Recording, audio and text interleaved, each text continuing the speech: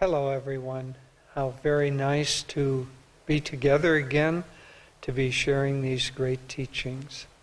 And this morning, we want to welcome you to the Wednesday morning class of Inner Renewal Week. And our topic for this morning will be how to live in conversation with Yogananda, based on Swamiji's collected works, Conversations with Yogananda.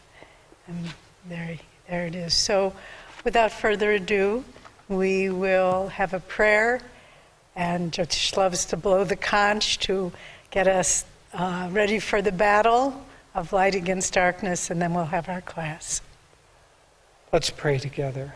Get centered in your spine. Really what we're trying to do is move the energy up the spine to the spiritual eye. So feel that you're ready to do that, and let's pray together. Heavenly Father, Divine Mother, friend, beloved God, great masters, Jesus Christ, Babaji Krishna, Lahiri Mahashaya, Swami Sri Yukteswar, beloved Guru, Paramahansa Yogananda Ji, saints of all religions, we humbly bow to you all. Bless us with thy grace and thy guidance in our spiritual search. We seek to merge with thee, to become one with thy light, thy joy, thy love. Om. Peace. Amen. And we'll blow the conch to awaken the inner chakras and also to begin the battle of light against dark.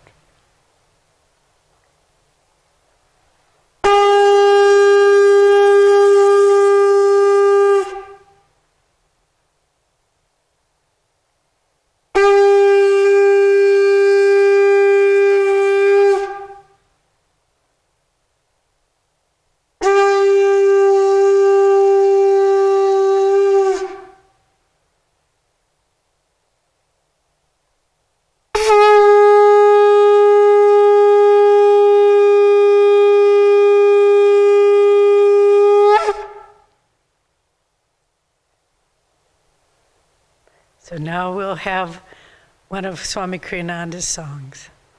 Lord, may we serve you all our days, ever rejoice to sing your praise, as we together your wisdom seek. Charge us with truth whene'er we speak. Lord, may we ever know your will. Come to us when our hearts are still, as we your guidance with joy receive. May we as one your bliss achieve, as we your guidance with joy receive. May we as one your bliss achieve.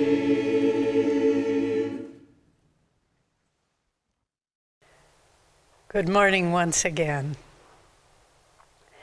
I remember many years ago when we were having a spiritual renewal week gathering that Swami Kriyananda was leading.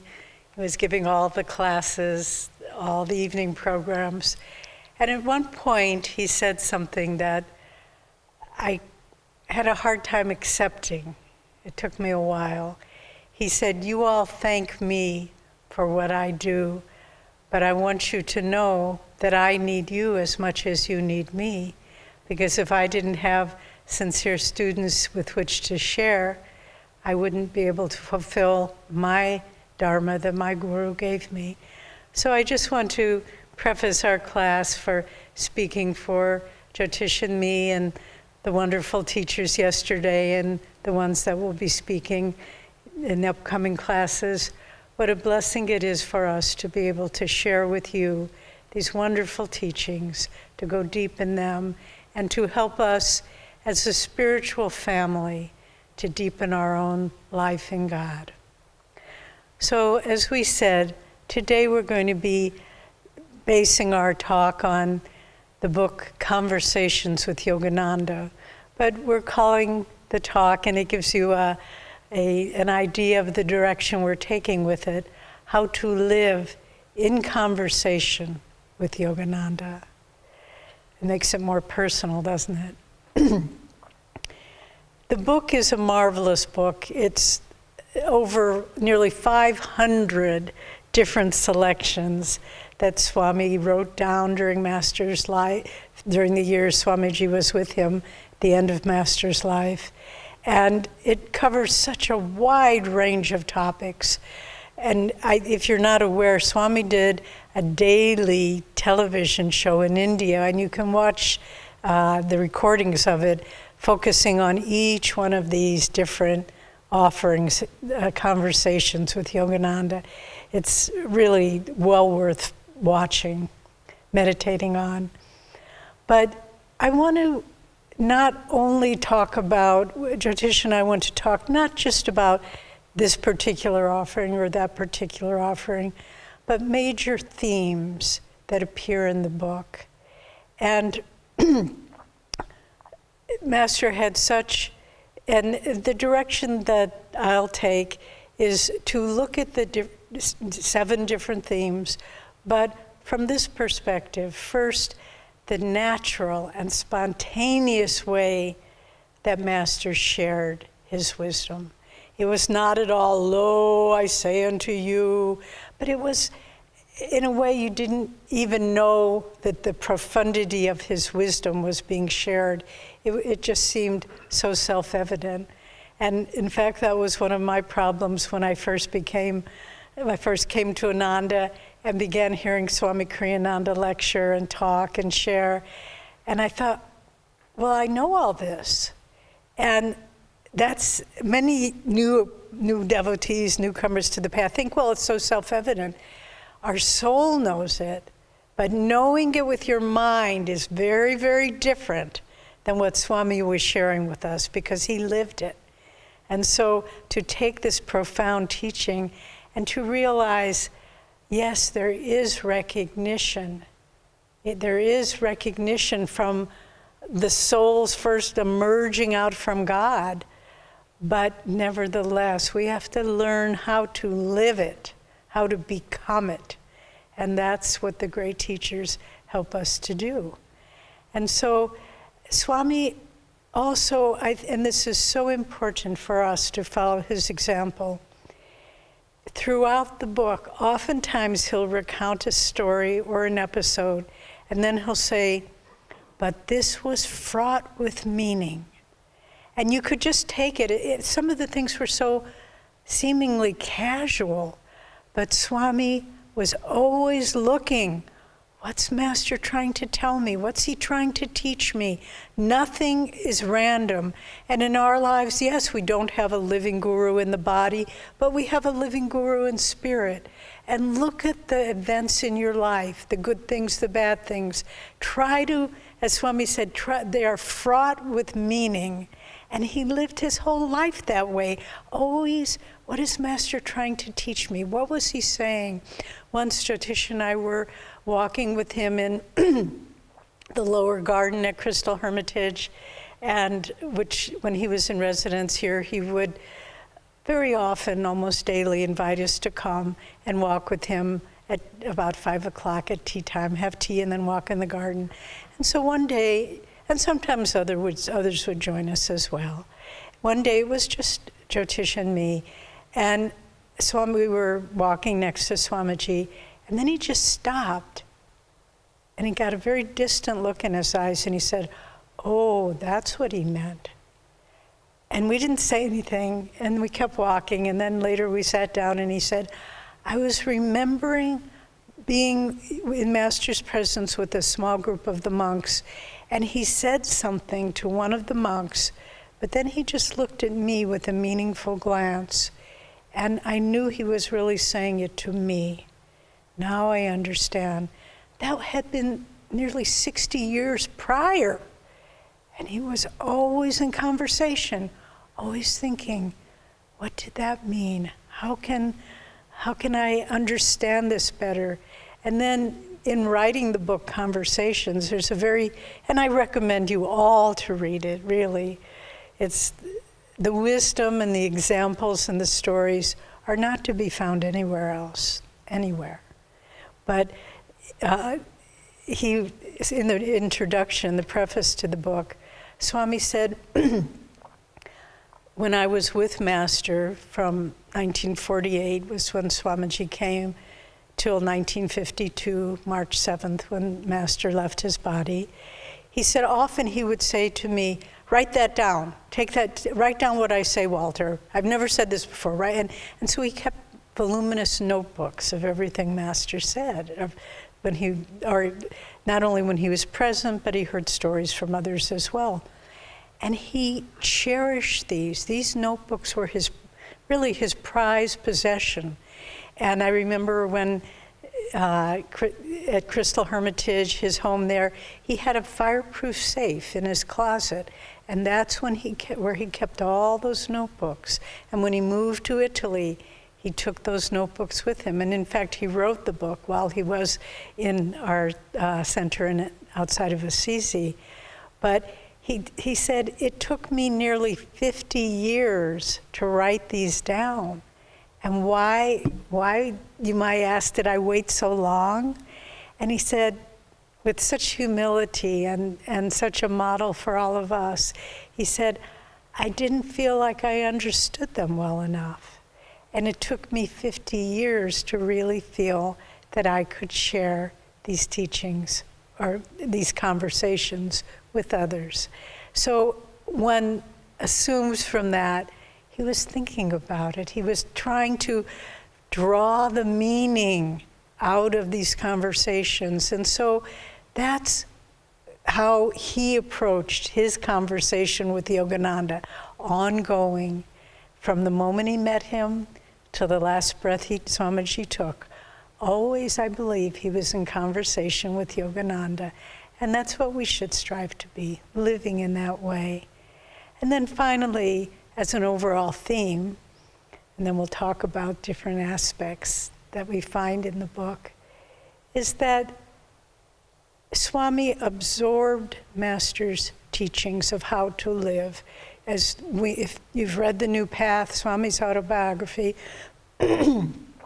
excuse me, he says how early on, and just months after being there, Swami had him teaching and giving Kriya initiation after he only had one himself. And then in charge of the monks, in charge of many aspects. And Master also told him, you have a great work to do. And he was training him in the time he had left, the time Master had left, it was just 3.5 years, to be able to work in the same way that Master had trained all of them. And Swami, it took me some years before I understood how Swami worked. I will never say who Swami was or what his consciousness was, but I began to see, oh, this is how he works with people. This is how he guides us. This is how he trains us spiritually. This is how he supports us. And so Swami took that training, that ongoing conversation with his guru, and he imparted it to all of us. And to the extent that we can, we try to continue to impart the way he worked, because it works. It brings people on the spiritual path. If their karma is such, it helps them to stay on the spiritual path, and it enables them to spread Master's teachings in the way he did, spontaneously, joyfully, lovingly, with no barriers between people, just the flow of God's grace. That's how Master did it, that's how Swami did it, and that's how he trained us to do it, and how we strive to do it. So that's kind of what, on an overview, what we gleaned from studying this book. I'm going to take a sip of water here. Thank you for bearing with me. Okay, so what are some of the themes now that we see in the book, we see in Swami's life, how he trained us. One is how to help people right where they are on the spiritual path, how to make them feel they have nothing to be ashamed of, that our mistakes are not hindrances unless we let them be. And there's a story that in the book of when Master was at Ranchi, working with the young students there, and one boy was a smoker. He must have been a slightly older student. And Master said, of course that's not a good habit for a yogi to practice, but I knew if I said don't do it, he would sneak out behind the proverbial barn and smoke anyway. And so Master said to him, with that incredible insight and wisdom, he said, you can smoke, but do it in my presence. And what wisdom, don't be ashamed of it. It's a habit you have. I don't identify it with you, nor should you. Do it in my presence. And he said the young man, boy, 2 or 3 times came, brought a cigarette, lit it, and did smoke in Master's presence. But after that, he never did it again. And so, what wisdom, because we all come to the spiritual path with baggage, heavy baggage filled with karma. And if our teacher says, oh my, you do this and you do that and all of these things, we'll just turn around and go home. But to say, we welcome you as you are. This is not a good habit, but do it in front of me, because I can raise your consciousness and help you to let it go. And similarly, Swami did this. We watched him many times working with people in this way, people that were really making blatant mistakes, and he didn't approve, he didn't look the other way, but he drew them nearer to him. So that in his magnetism, and these were people with spiritual potential, I need to say, and in his magnetism, most of them were able to transcend it, not all, and that's the sad thing. But in the last years of his life, a woman came to Swami, and she was from a high social class, but a very deep and very sincere seeker. And she said to him, you know, I'm invited to cocktail parties, and they serve cocktails, and I must say I enjoy them. And Swami was just so sweet with her. He said, well, that's all right. You can continue to drink, but just remember, alcohol is tamasic. It pulls your energy down. That's all he said. And this woman, who's a dear friend of ours, said, from that moment on, I never had any desire even to pick up any alcoholic beverage. And I was often offered it. So what happened there? He made her feel accepted. He didn't make her feel, oh, that's such a tender thing, I cringe, no one can see it and no one can look at it. But it's tamasic. Not you're bad, that's an evil habit, you shouldn't be a yogi. Just, it's not in your best interest. And in that moment, that desire for alcohol totally went away. So to accept people where they are. And then also, the next point is to accept that everyone has free will. We cannot control what people do. Swami never tried. And believe me, there were times that he wanted to, because he knew the suffering coming. But there's a story in Conversations of a sincere disciple of Master who came and asked to be accepted into the monastic order. And Master saw his karma, and he said, tell him if he stays, he will find liberation in this lifetime. And that's a powerful thing to say. And they went and told the man this, but then the man was wavering, and I have elderly parents, and maybe I should go and take care of them and fulfill this worldly responsibility. And they came and told Master, he's wavering, sir, he's not sure. And Master said, that is his choice to make, even though he knew he would find liberation in that life. And the man did leave. And he's led a life not fulfilling that promise that Master held out. And so acknowledging that we all have free will. In the early days of Ananda, there was a woman who lived here.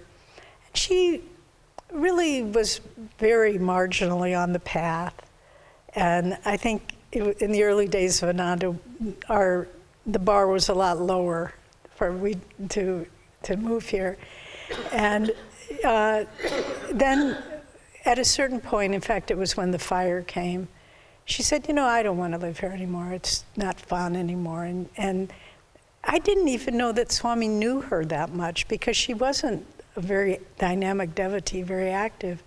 But then someone came and told Swami, this woman is leaving. And he just became very still. And he said, very well, I will withdraw my ray. And I was very surprised, because she didn't seem like she was that much following the path. But he was respecting that was her choice now. And even though the fact that she lived here, he had imparted his vibration there. It was a very, I've never forgotten that story. Very, very interesting. And there have been a number of people that Swami gave a lot of personal energy to, spent a lot of time with. There was one man who, I doubt that he's watching. I won't use his name, but it was a long time ago. And he wanted to marry a woman, and Swami said, very well, if you feel to marry her, but she will take you off the path. And she did. And they stayed for a while, and Swami tried to help them. But when they left, I said to Swami, maybe it was for the best, Swami. He wasn't happy anymore living here. And Swami said, how can you say that? When I think of the suffering he's going to have in the world, I cried all night. Swami said that. And yet he respected his free will. He accepted it. That's where his karma is leading. The world will have to be his teacher, as we read that line about Kumar, an autobiography of a yogi. And Sri Yukteswar said it of that young disciple. And so, again, that the theme of the masters see our karma, and they try to help us. But that's, as Master said of that young monk, that's his decision to make. And they can't override our free will. They can try to lift our consciousness, but if liberation did not entail a choice on our part, and in fact sacrifices on our part, everyone would have it. But as we know, everyone doesn't have it, because their free will intervenes. Another aspect that we read is the constant forgiving. When many people betrayed Master in his life, took lawsuits against him, accused him of unjustly of many things, but there was never any lingering rancor towards them. In fact, one of the last days of Master's life, there was a man, Swami Dhirananda was his name, an Indian that Master knew in India, and came over, and Master set him up as a teacher and so forth. But he turned against Master and really caused a lot of problems for him. One of the last days of Master's life, they happened to meet, quote, quote. And Master just looked at him, and there happened to be a photographer standing there, and Master looked at him with so much love and said, remember, I will love you always. And the man looks very hard and defensive, but there was never any hint, you have hurt me and my love is withdrawn. Never. I will love you always. And similarly with Swami, believe me, many people turned against him. Many people caused him great pain, as Jaya referred to yesterday. But there was never rancor. There was always that ongoing love. Even if you don't love me, I love you. There was an amusing story of a man that came in the early years of Ananda. Whenever, it happens so often when we talk about the early years of Ananda, it sounds like the Wild West. And it was, believe me, people, all sorts of people came, but it was a good show, very good movie. And this man had been a Hell's Angel, and he looked it. And yet, he read autobiography, and he was drawn to Master. Swami gave him the name Ram Leela, God's play, because he was just quite a character. And in fact, once he said to Swami, Swami, if anybody ever threatens you or is your enemy, let me know, because I have people who know how to handle this. And Swami said, well, thank you very much, but I don't think we'll need your friends to intervene here. But this man did pretty well for a while, but then his old karma caught him, and because he couldn't live the spiritual life, he denounced Ananda and Swami and so forth. But then one day, it was during a big public event, and Swami was giving a class, and there were several hundred people. It was outside at the meditation retreat, and all of a sudden, at the very back of the area, seating area, there was Ram Leela looking very, very shamefaced. And Swami looked up and he saw him and he said, Ram Leela. And he had to walk down that long aisle with hundreds of eyes looking at him. And Swami looked at him and he said, you've been a bad boy, haven't you? and Ram Leela said, yes, Swami, I won't do it again. And Swami took his hair and he just kind of shook it and he said, very good. That's the end. He didn't stay with us, but he kept in touch, and in a very positive way over the years. So that was a lovely story. Another time a man was, again, he came and wanted to, I think he wanted to be in charge of Ananda, and he's kind of edging with power, towards Swami. And no one supported that. And so he was leaving and he spoke against Swami. And Swami saw him at some gathering. It was a public hearing where Ananda was trying to get present a master plan, and this man, Jim, was speaking against us. And afterwards, Swami went up to him and he said, Jim, I could be Satan incarnate, but it's not your problem. Why dwell on it? And again, we were standing there when he did it, and when I saw Swami going up to him, my heart kind of clinched. Oh God, what's going to happen? But it just was so sweet, and it was such a wonderful lesson. And then another aspect from the book and how Swami trained us was a balanced life. And you read again and again, people are coming to Master and saying, oh, there's this fast and raw food and all this, and he just, like Sri Yukteswar, throw the dog a bone. And his life was very balanced. And once one of the monks said to him, maybe we should try to live more austerely like St. Francis did with, poverty and owning nothing. And I mean, they had very little, the monastics, but they had a comfortable place to sleep. They weren't just outside on the hillside. And Master said, when God gives more, take it. And that's how Swami had a wonderful sense of refinement and beauty. But it wasn't for the things in and of themselves. It was just to express God's beauty in everything. And Swami loved good food, but not, if he didn't eat, he wouldn't have cared. And he was so generous. I remember, actually, on Saturday, Jyotish and I are going to have our 46th wedding anniversary.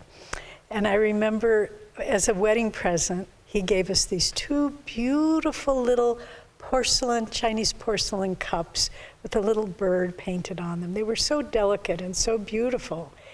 And then just the end of the story, those 2 little cups were in our house when the forest fire hit, and everything burned. The cast iron stove melted. A jar of coins that we had melted. But when we were going through the ashes, those 2 little porcelain cups were intact. They were, the glaze on the outside was bubbled. They were, obviously they'd had a hot time of it, but there they were, as though God's saying, see, the blessings, nothing changes that. So to live a life of simplicity, of self-control, as our, of cooperative obedience, but not harsh self-denial, and to God is joy. And if we can not cling to his world, but when God gives more, take it. And then there's the quality of perseverance. And there's the story, it's portrayed in the movie, very well done, The Answer, when Master, after some guests had had lunch with them, and Master was sitting with Swamiji, and he flicked a fork. He was trying to get the fork to dive into a glass, drinking glass. And he kept doing it, and it went off and off. Finally, it hit the rim. But finally, after many tries, it went in. But when it went in, the glass broke. But Master very proudly said to Swami, but I got it in. And you can say, well, that's just a silly story. You know, amusing story of Master doing something kind of to pass the time. But Swami didn't take it that way. He said it was fraught with meaning. I mean, something as trivial as that, fraught with meaning. Because I knew he was telling me, if you start something, continue till you do it, no matter what the cost. And that really was the story of Swamiji's life. He started out as Master's disciple, fulfilling Master's wishes for him. And then the huge, when he was expelled from SRF, but he kept persevering. I will continue to serve you, Master. I will continue to share your teachings, even though the form may change. The form may change, but I will persevere through all of life's changes. And this is what Swami taught us to do as well. We've gone through many tests at Ananda, fire and legal battles and all these things. But through it all, there was the continuity and perseverance. None of this can touch my devotion. None of this can touch my search for God. And yes, the forms in our life will change. The bodies become broken or old or not very functional. But nevertheless, that doesn't matter. We keep trying. Gyanamata is such a beautiful example of this, where she could barely move, and she was trying to do her energization exercises in bed. But really, having been on the path all these years, I do want to tell you, you gain momentum. If you keep persevering, when obstacles come, you just say, okay, here's another one. Let's meditate. And maybe everything that I know is gone. Let's meditate. And with God's grace, at the end of our life, when the glass is really broken, when we cast off the body, we can say, let's merge with God. It's what we've been doing our whole life. And this was the example of Master, his life, Swami of his life, and what they gave to us. And then 2 more points. To respect the God in all. And, there's so many stories of Master. One man was a fundamental Christian, and he was expounding, in the Garden of Eden, and in those days snakes could talk and all that sort of thing. And Master just took off his hat and he said, I bow to the temple of colossal ignorance that I see in you. But always respecting the individual. And Swami recounts in this book, Conversations, that he also recounts it in his autobiography, The New Path. The day before Master passed, or the last days, I should say, I think it was March 5th, he had his last satsang with the monks. And he gave them quite a bit of advice. But the very last bit of advice that he gave them, and this was his closing words, treat each other with the respect with which you have given me. That was the last thing he said to them. Because in that respect, there's no judgment, there's acceptance, there's unity, there's the magnetic connection that we have with each other. And with Swamiji, it took me a while, coming as a young person, never having met anyone like him in my life. It took me a while to understand the respect with which he treated us, because we certainly didn't feel worthy of any spiritual respect.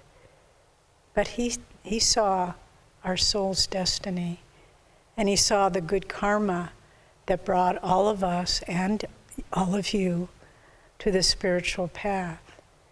And he respected that. And even if we fell flat on our faces, that's not what he saw. He saw only that God dwelled within us. And as I say, it took me a while to see that. Jyotish and I were very blessed to spend a lot of time with him personally and alone with just the two of us. Never once did I see a break in that. Never once did he treat us in a frivolous way. He was jovial, he enjoyed a good joke and all that, but there was always a centeredness in the self. And he related from that center in himself to that center in us.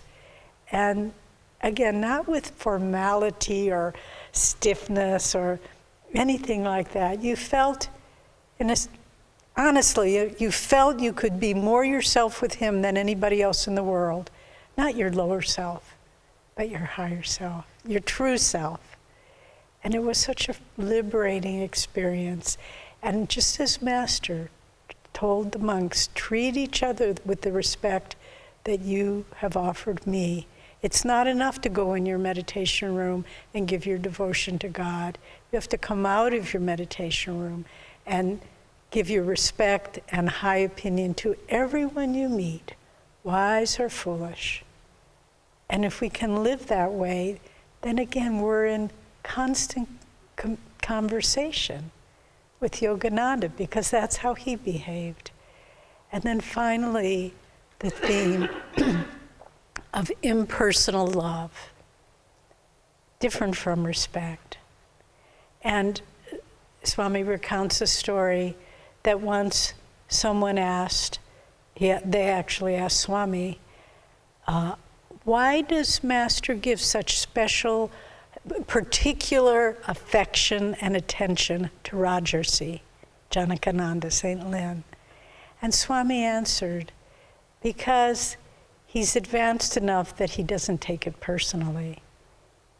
If he gave it to others, it would go to their head.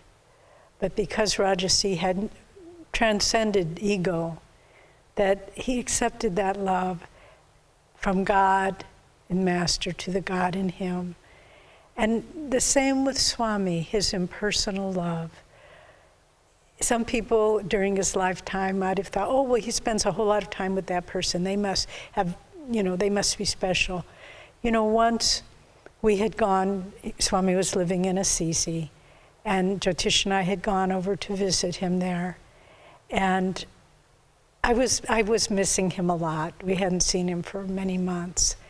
And we got there, and he was writing and doing other things, and he didn't have a lot of time for us. And I was feeling a little, forlorn, a little abandoned, something like that.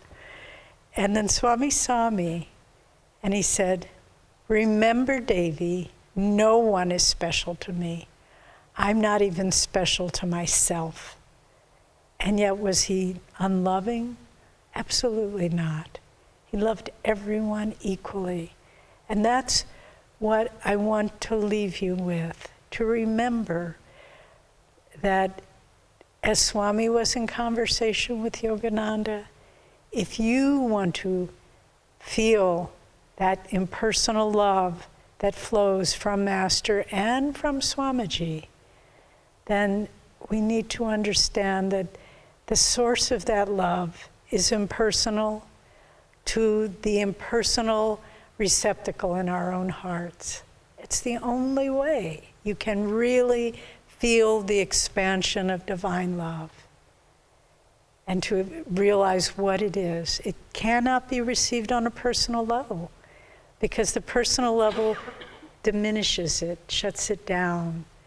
But the impersonal love that is available if we learn how to live in conversation with Yogananda, then it's always accessible to us.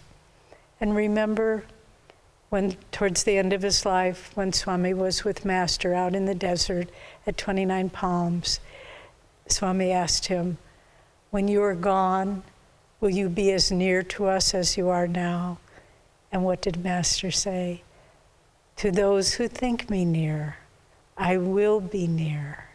And so, my friends, if you want to feel all these things we've been talking about, that acceptance and respect and forgiveness and unconditional impersonal love and all of these qualities, we have to think him near. Just as Swami, the spotlight of his mind was always turning on Master, God and Guru. And we need to realize that's the secret to everything we're looking for, everything we've strived for, to be in conversation. Remember, Master said that God is nearer than the nearest, dearer than the dearest. So near, so dear, just a thought away. And yet that thought is by our own free will. We have to think it. God or Guru can't think it for us. We have to choose to think, be thou the pole star of my life. Guide every detail, guide every action, and guide my soul to salvation and liberation by thy grace. Thank you.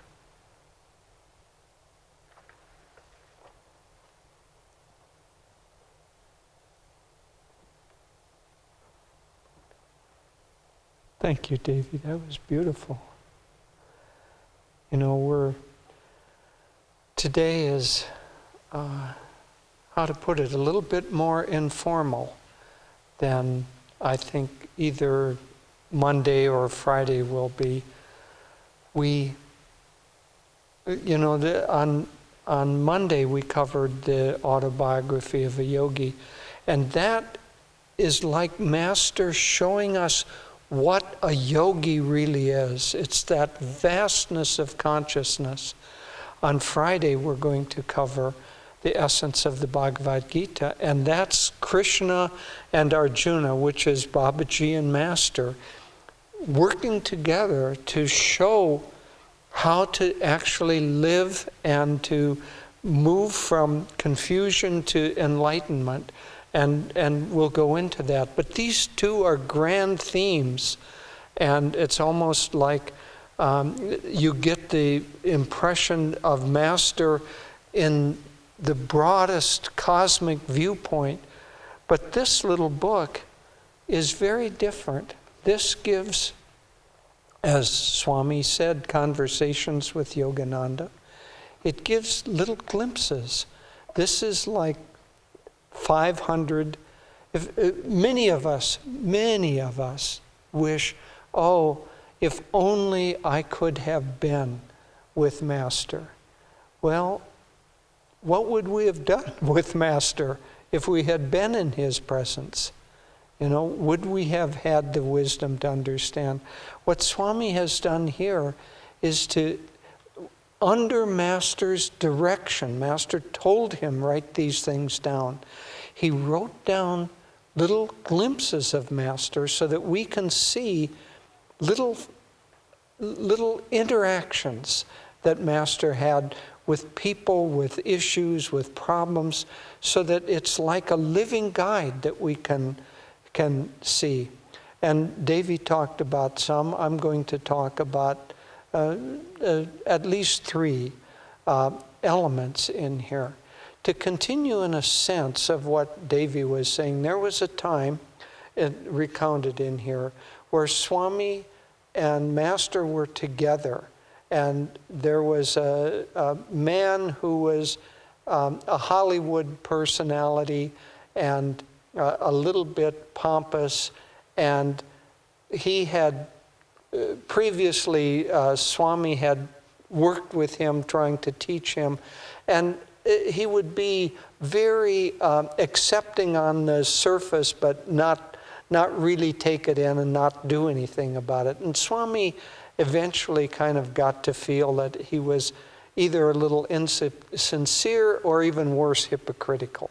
At any rate, Master and Swami, it was one of the times that he was alone with Master while Master was working with someone, counseling them. And toward the end, this man thanked Master and left. And Master then turned to Swami and said, "How cold you were with him." Because Swami, of course, had this, let's face it, a little bit of an attitude. He was, let's get this in perspective. He was a young monk, probably 22 or 23 at the time. So he was young, not completely matured in his attitudes yet. Anyway, Master said, "How cold you were with him. What would have happened with all of you if I had treated you like that?" Meaning, what would have happened to you if you felt from me a sense of rejection? Well, Master knew way better than Swami the difficulties in this person's personality and his behavior and his relationship to the path. But Master was trying to take a person exactly where he was and then move him along.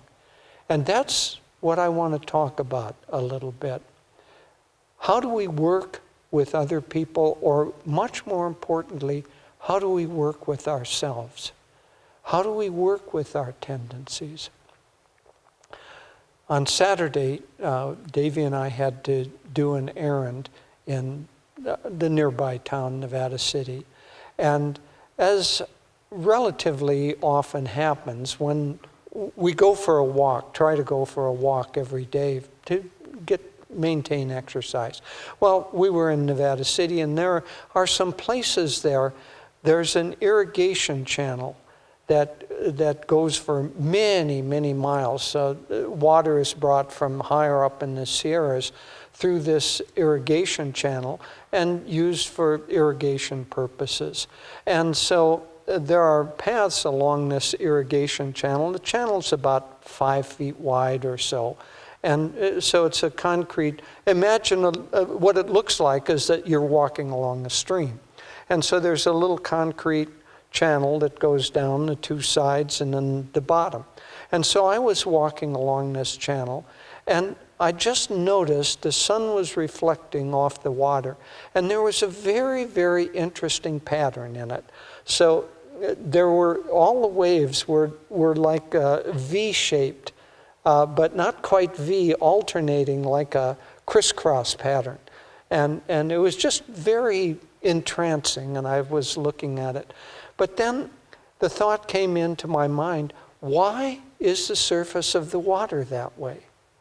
Well, obviously, underneath the concrete had those kinds of ripples in it. So when they laid that concrete, whatever that section happened to be, there were those little bumps in it in a V-shaped pattern. And then another, I don't know, 1/4 of a mile long, the water was flowing smoothly.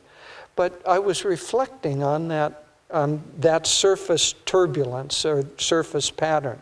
And our behavior, our emotions are like that. They have a particular pattern.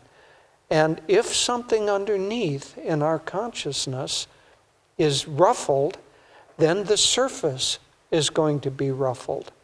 And so many people or books or whatever suggest that you try to fix that surface pattern. You can't suppress it. You can't change it. You can't do anything really with that surface pattern because it's caused by the pattern underneath.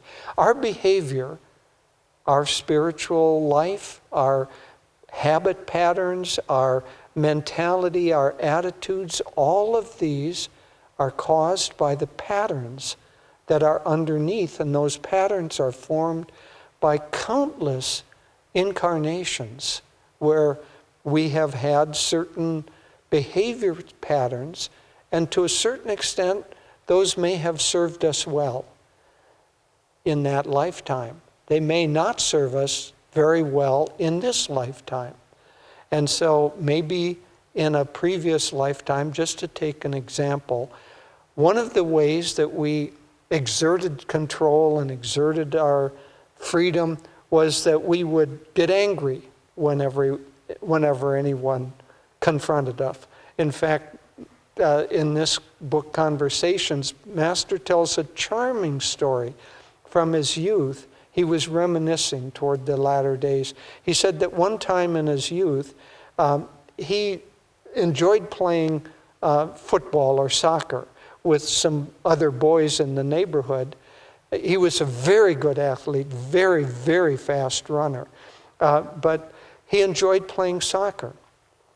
But these boys were rough and they swore a lot, cursed a lot. And Master told them, I won't play with you anymore if you're going to have language like that. I just don't like it. And that made him mad because they were not highly refined boys. So there was a man in the neighborhood who everybody feared. His name was Jyotin. And he would come and he would beat up people. And so these boys got Jyotin to challenge. He was in the park and he was going to beat up Master. And so Master and a buddy were coming, and Jyotin was along the path, and he had a big stick there. And Master's friend said, "Oh, we can't go there. He'll beat you up. He's terrible. And so Master said, "We don't have anything to fear." But interestingly, Master didn't have any fear, but he wanted to help this person. And so he went and he prayed to Shiva to help him. And when he got the answer from Shiva that, yes, I'll help you, Shiva is the destroyer in this case of bad habits. Then Master walked in and there was Jyotin again. And his friend said, "Oh, we can't go there." And Master said, "No, I don't have any fear." And he went, and Jyotin was standing there in the path all ready to beat up Master, and he had a stick. And Master just looked at him with deep acceptance and deep love. And Jyotin kind of looked down, and then he dropped his stick. And he said to Master, "I have this terrible habit of anger, and it's causing me a lot of trouble because wherever I work, if the boss says something that I don't like, I'll slap him. And when I slap a boss, well, you can imagine the result. I get fired. So I can't keep a job." This was a grown man. Master was, 12, 13 years old, so that's the exchange was taking place. Well, Jyotin said, "I have this terrible anger that I can't control it." Well, that's a ripple under the surface coming from past lifetimes. Well, Master said, "Well, I'll pray to help you overcome this." And he did. I won't go into the whole story because I'm trying to make the point here that how do we change those patterns that are in many cases formed in concrete that cause these surface patterns that create trouble for us and trouble for others. That's the real problem that devotees face, that all of us in life face. How do we work on those? Well, we have to be open to changing those patterns. if we aren't open to wanting them changed. And honestly, that is the biggest problem, because many, many of our patterns, you and I know that they're not good. We know that they cause us difficulties, and yet we don't want to change them. In fact, the definition of addiction is that there is something that you're doing or repeating that you know has adverse effects on your life, and yet you continue to do that. And that can be drug addiction, it can be sugar addiction, it can be anger addiction, it can be worry addiction, anxiety addiction, everything that you know is bad for you, but you continue to do so, is a kind of an addiction. So that addiction is a ripple in the concrete of your consciousness under the surface. How do we work with them? Well, the first thing is that we have to want to change them.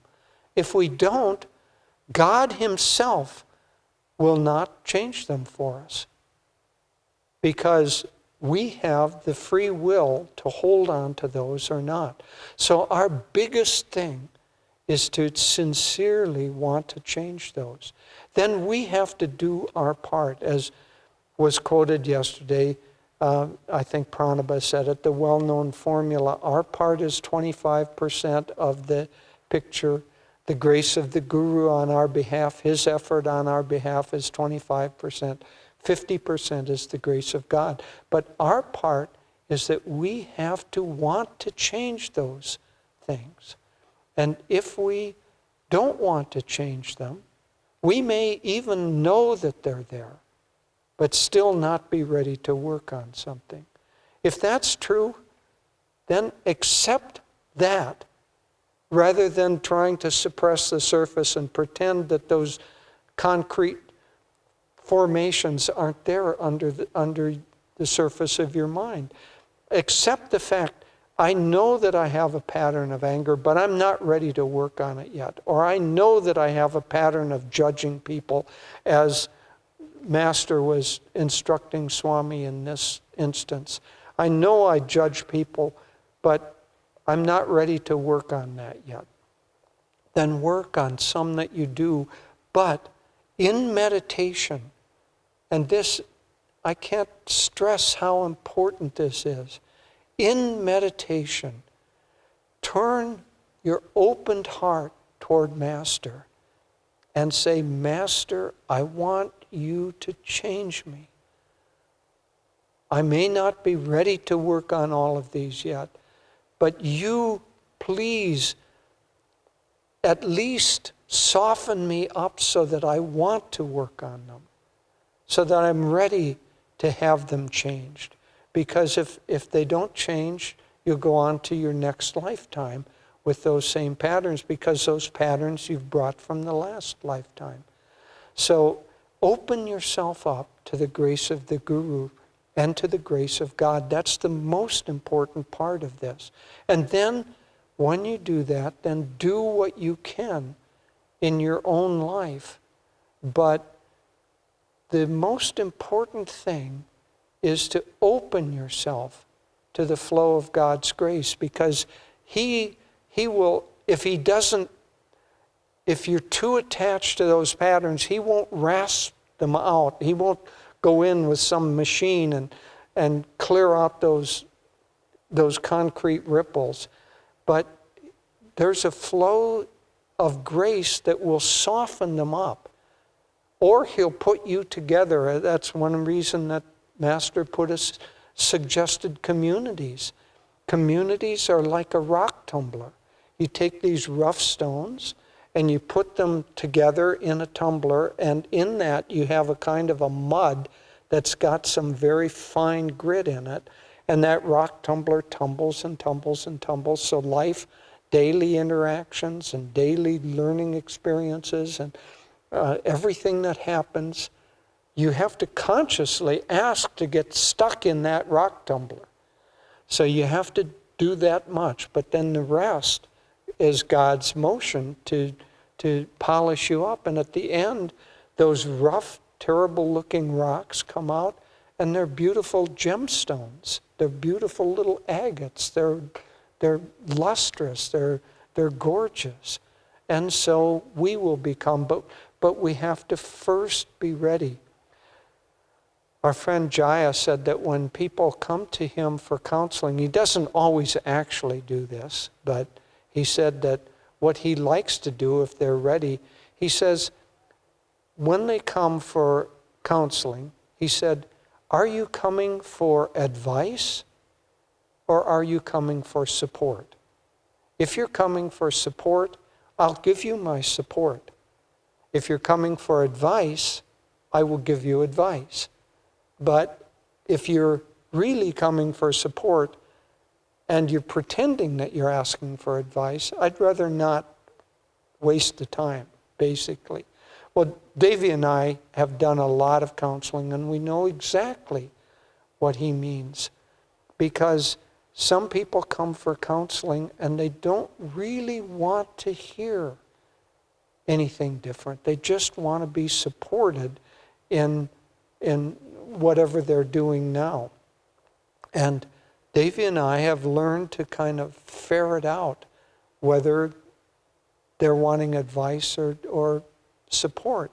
And generally speaking, we give support because they aren't ready for advice. That means basically that the ripples underneath the surface, the patterns underneath the surface, have not softened enough yet for them to want to have them changed. And so we support them as Master did, as Swami did, as you should. So don't offer unsolicited advice. And even if people solicit advice, probably don't say very much. The best advice is to be supportive in a conversation and draw out of that person their own advice, their own higher self advising themselves. And then you can say, I think that's right. I think that's the way to go. Or you remain kind of silent in the background and just let them work. But the piece of advice that you can always give is pray about this. Take it into meditation. Turn toward God, because God will open you up enough so that you're, if not changed, you're now willing to be changed. And that's the point that you have to get to. But Master and Swami were very, very careful about not intruding past that kind of, line. And we should be too. Did that mean that they didn't care? No, they cared deeply, deeply for people and for people's spiritual progress, because they saw how much pain those hardened concrete patterns underneath caused in a person's life. And they cared deeply about that. They just respected the process. So in working with yourself, Master will give you advice if you're open to it. That's why we gave the assignment with the autobiography. Read that, looking for what is Master saying to me. Same with this. Read this. What is Master trying to tell me? I don't recommend this as an ongoing practice, because it won't really work. But what I'm going to recommend for the homework assignment is a very, very simple one. That you take this book, or if you don't have this book, you take something where Master is speaking, and you pray to Master to show you something that you need to know. And then at random, open the book and read that. And see if there is something there. But you have to be open, you have to meditate on what is said, because a lot of times it'll be obscure. Now, I don't want to present that too much as a practice, because I I don't know, people want facile solutions to thorny issues. You have to really get into an introspective and self-analytical mode where you have some clarity of consciousness so that you can perceive those samskars, those vrittis under the surface. And it's a facile solution to say, oh, I won't try to think it through. I'll just have Master answer it for me. Swami said sometimes with counseling, he would counsel people and he would say to us afterwards, they want me to figure out for them some problem that they're too lazy to figure out for themselves. And so they maybe have not tried to figure this out for 30 years, and then they come to me and they want me in 5 minutes to give them the answer. And so that's, in that mode, I don't want to over-recommend this. You've got to do the work yourself. But sometimes it's fun to see what Master has in mind for you. So do that, but don't do it kind of the way you might gaze into a crystal ball. Don't think that that's the absolute best way of answering the issues. Okay, enough of that. I want to go on. The next topic I want to talk about a little bit is about the balance of seva and meditation, and I want to talk about both of these. Master's path has both meditation and service in it. He said our path is a balance of that. And so this week, the whole week, we're talking about how to live the yogic lifestyle. Let me start with the service part of this, because others yesterday, and we'll talk more about the meditative part on Friday, but let me talk a little bit more about the service, lest that gets missed in all of this. Service is absolutely essential. In fact, Master said that service is just as important as meditation, and that we should serve in such a way that our service becomes like meditation and action, and we should meditate in such a way that our meditation is also service. What does that mean? Master said one of the highest prayers is, Divine Mother, reveal yourself to me. Reveal yourself to me. Now that's meditation where you're trying to commune with Divine Mother, but he added another phrase to that. Reveal yourself to me, that I may reveal you to all. So that turns it from give me, give me, give me, to give me so that I may be a channel.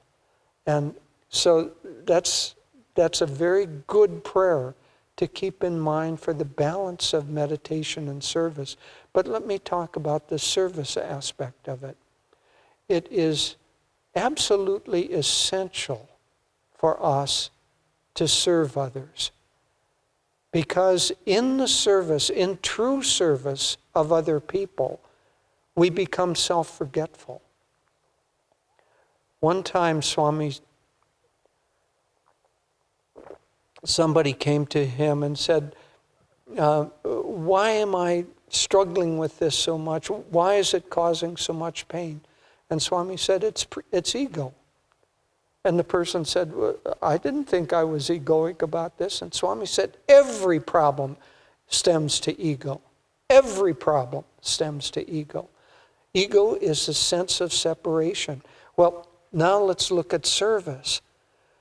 If you're thinking about yourself, if you're asking, even in a sincere spiritual way, give me, give me, give me, that energy that should be expanding is contracting. And so if you're thinking about yourself in whatever thing, if your mind starts to ruminate, and especially if you start to get into a pattern of, oh, poor me, oh, Divine Mother is so mean. Oh, I don't deserve this. Oh, and you're pushing things away. Swami, one time somebody said, because Swami had a lot of physical things to overcome. He was taking on people's karma, but he had a lot of physical problems. And one time someone said, a little bit jokingly to him, said, oh, Swami, Divine Mother is just unfair to you. And Swami got really stern. He said, never say that. Never say that. Divine Mother gives me exactly what is good for me. And so when you start thinking about yourself or lamenting your conditions or getting self-focused, try to battle against that. Try to neutralize. That's a ripple in the concrete under the surface caused by thinking about yourself in the past and thinking about yourself in the present. Try to neutralize that ripple by affirming that everything that comes to you in life is Divine Mother's gift given to you out of love. And if it's difficult because there's some egoic resistance in you that is battling against that. And so,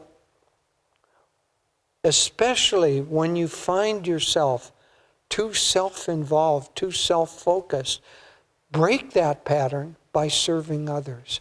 There are thousands of pieces of advice and teachings about this, but Swami gave us so many little like conversations with this. He said that if you have a pattern that's causing you problems, you can't just immediately stop that pattern, but take that pattern and do unto others that which you would like to have done to yourself in that.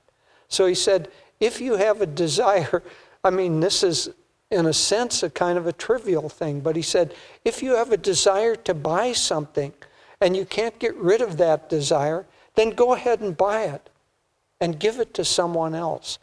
Okay, now coming back to service.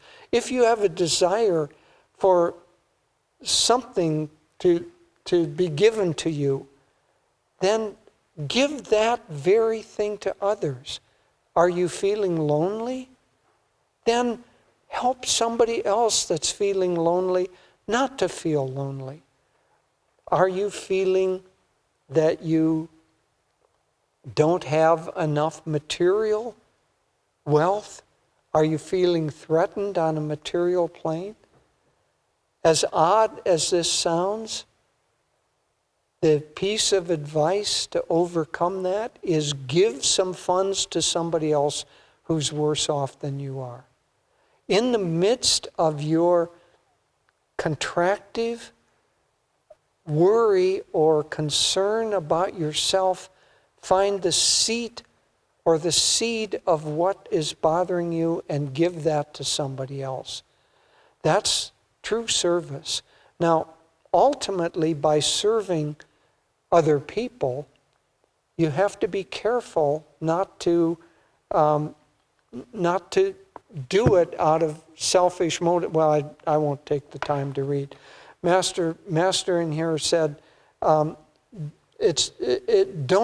do things for other people in order to get something for yourself. So don't serve somebody else and then be looking over your shoulder and wondering if everybody is noticing your wonderful service to other people. Look at me. Oh, don't look at me. I don't want you to look at me. I'm just here serving, you know. I'm serving, so don't look at me. Don't look at me, you know. So you don't want to serve in such a way that it's self-taking. You want to be forgetful in it. But Master says, if you aren't able to do that, serve anyway, even out of the wrong motive. Because that service to others, even if it's look at me while I'm serving, you're still opening up, you're still expanding. And so give that away which you feel that you need. Now, that's the first level of service. And as you do so, your consciousness, your heart, which is going to lead, your heart will expand. And you will begin, in the act of service, you will begin to really care about the people that you're serving. If you start teaching young children, you will start falling in love with those young children you're teaching and really, really begin to care about their welfare and their learning process. And in that, you become self-forgetful. That's the first level of it. The second level of it is try to see that you're not serving the children. You're not, any act of service is better if you think, if you can hold the consciousness that you're serving your master, serving your guru, or serving God in the service of this. So try in your service to hold on to the attitude, I'm doing this for you, Master. I'm doing this for you, God. So during the day, all of us, probably who are watching this, we're high-minded people. And so high-minded people naturally serve others. And so I'm in a sense speaking to the choir here, but we naturally serve others, but try to bring it to the next level of consciousness where you do whatever you're doing, all work, every activity, try to bring it to the consciousness that I'm doing this for you, Master. I'm doing this work as an offering for you. And you may find that there are things that you don't want to do, but it's your duty or you see that they need to be done. Then you have a choice, oh, I don't like it, but I know it needs to be done. Which are you going to opt for? Oh, I don't like it, I'm not going to do that. Or, I don't like it, but it needs to be done. Let me do it. I'm going to do it for you, Master. I'm going to do it for other people. So that's the second level of service, where you're really, and it has to be sincere, it has to be real, where you really are offering everything that you do, or as often as you can remember it. You're offering that as an offering, a self-offering, a yajna, a fire ceremony of self-offering to the Guru. And that will burn up the karmic patterns. It will burn up, it will change those ripples in the concrete that are causing the patterns on the surface of your behavior and your consciousness. So offer service to others as level 1, service to the Guru in others as level 2, and then there's a third level that you should try to remember. And this probably honestly can't be done without also deep meditation, because otherwise the ego is too active. But the third level is to understand that you aren't doing anything. You aren't serving. It's all God. There's only one player in this whole drama, and that single player is God. And so you may think that, oh, I'm doing this, look at me, that is better than nothing. Or I'm serving the Guru, that's even better. But who's serving whom? It's God serving God. Master said that so beautifully. Toward the end of his life, he was taking on karma for people. And it expressed itself physically as difficulties with his legs. But Master said that he was taking on karma and in the form of astral entities. He said astral entities were coming in the shape of corkscrews and saws, and they were screwing into his bones and sawing on his bones, those astral entities, and he was neutralizing those astral patterns for his disciples. At any rate, he didn't talk about that openly. He just mentioned it one time and Swami quotes it in here. But he couldn't walk at times, and so the disciples would carry him. And one time they were carrying him down the stairs, and he was saying, "Oh, thank you for your many services to me." And they said, "Oh, Master, Master, it's you who are serving us." And he just smiled and he said, "God serving God, that's his drama." See, that's the higher level, that there's only one thing, there's only God serving God. And in that state, when we do the service, it will be completely clearing for us. See, the holding on to any thought of the self maintains those ripples under the surface. But when we say that it's only God serving God, then God can really flow through and clear those things out. Without that, we can't achieve the highest states of consciousness as long as there are ripples underneath, or karmic samskars underneath the flow of that grace. Master said, when somebody asked him, "Give me samadhi," Master looked at him and said, "Could you take it if I gave it to you?" The disciple looked down and said, "No, Master." Master said that until you're ready, they quoted that yesterday, until your karma, until your mind, and it's really the astral spine is cleared out by the practice of Kriya or meditative techniques and devotion, until it's cleared out, it would burn up your nervous system to have that flow of energy. Just a little visual example. There was a time, there's a Hoover Dam and a huge lake behind it. Normally, Hoover Dam is a huge dam for hydroelectric power and so on. Well, there was a huge rain and snow year, and so the dam built up and built up, the lake built up and built up, until it was going to overflow over the dam, which could erode the top of the dam and break it down. So Hoover Dam has, as all dams do, they have channels on the side to take the overflow. Well, Hoover Dam, being huge, have these huge tunnels built into the rock into which it's built. And so those spillways, the water had risen to the point where it was flowing into those spillways, and they started hearing this kind of rumbling sound. And the engineers said, we have to shut off the spillways.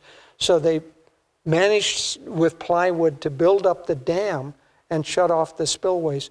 In the spillways, when they were dried, they went in and they found that the concrete in there was breaking down. And they traced that back. And the reason the concrete was breaking down is that when they built that bottom of that spillway, at one point there was a little nut about, that they had used to tie things down. And that was protruding up. And that huge rush of water hitting that nut created turbulence. It's called cavitation. And all of those bubbles crashing together, they explode at the speed of sound. And so all of that energy coming down was causing the concrete to break down, and then it was causing more cavitation until they were finding these huge holes. If they had let it go for another day, it would have broken down the whole side of the mountain. Now that is why we can't get samadhi when we've got these patterns underneath the surface. It would break down our nervous system. So we have to clear ourselves out, and that's the process of meditation and of service and of the whole of the spiritual path. Most importantly, as we've been talking about this week, the most important thing we can do is get in tune with the Guru. He'll train us, he'll soften us, he'll smooth out those things. And we can't do it on our own. We can't lift ourselves up. So Get in tune with the Guru. And that's our major process of what should be happening in meditation. Try to do meditation, do your techniques, your kriya, your whatever you do, as well as you possibly can. But know that your mind is going to wander. Know that you're going to be restless because you haven't yet cleared out that channel. But every time you meditate, it clears out past karma. Every kriya clears out past karma until you become more and more open. But the real openness should be at the end of techniques, a sense of complete self-offering to God. Now, you don't know what the patterns are necessarily under the surface, but in that state where you're softened, where your heart is open, where your mind is open to attunement with the Guru, in that state, try to have complete self-offering. Now, it may take the form of trying to project your consciousness through the light you see at the spiritual eye. It may take the form of trying to feel joy. Master said meditation is deep concentration on God or on any one of the 8 aspects of God. Light, listening to Om, feeling joy. Any of those, try to be absorbed into that. And if you do that, and the attunement with the Guru is what will bring you there. He's the channel to bring you to God. So attunement with Him in deep meditation, deep self-offering, sincere desire to have whatever patterns are holding you back cleared out. That's the way. And what will be the result of that is that there will be, if not on the surface yet, there will be a growing intense yearning for God to enter into your life and to completely change you.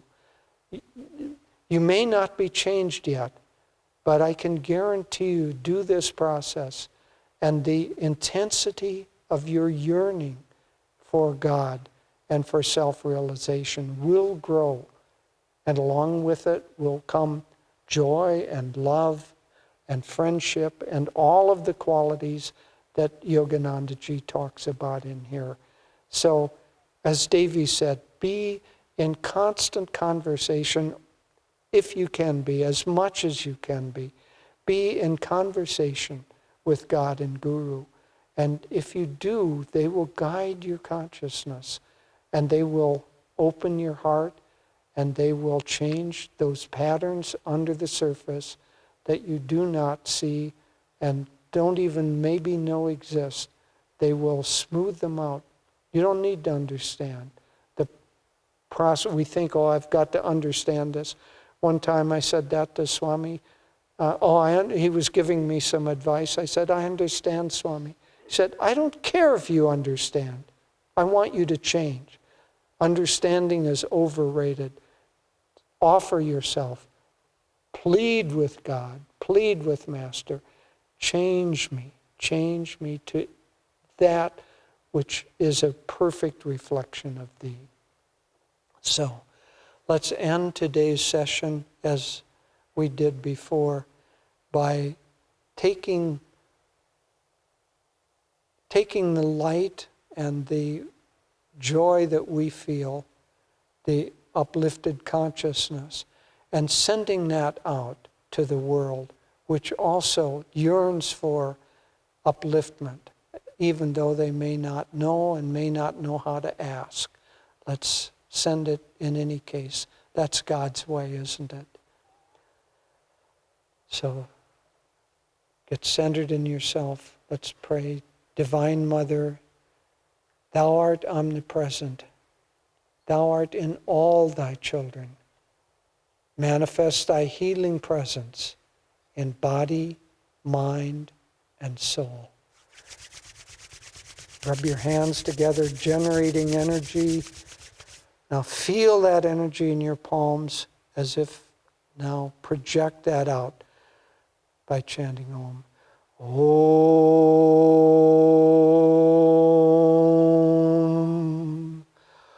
Om.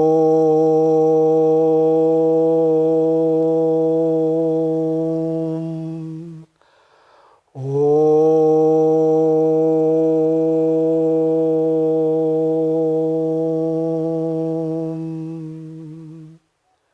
Om Shanti, Shanti, Shanti. And just a reminder that at 4 o'clock this afternoon, Devi and I will be taking from 4 to 5 an hour to answer questions. So if there are questions you'd like answered, just send them in and we'll get to as many of them as we can. God bless you.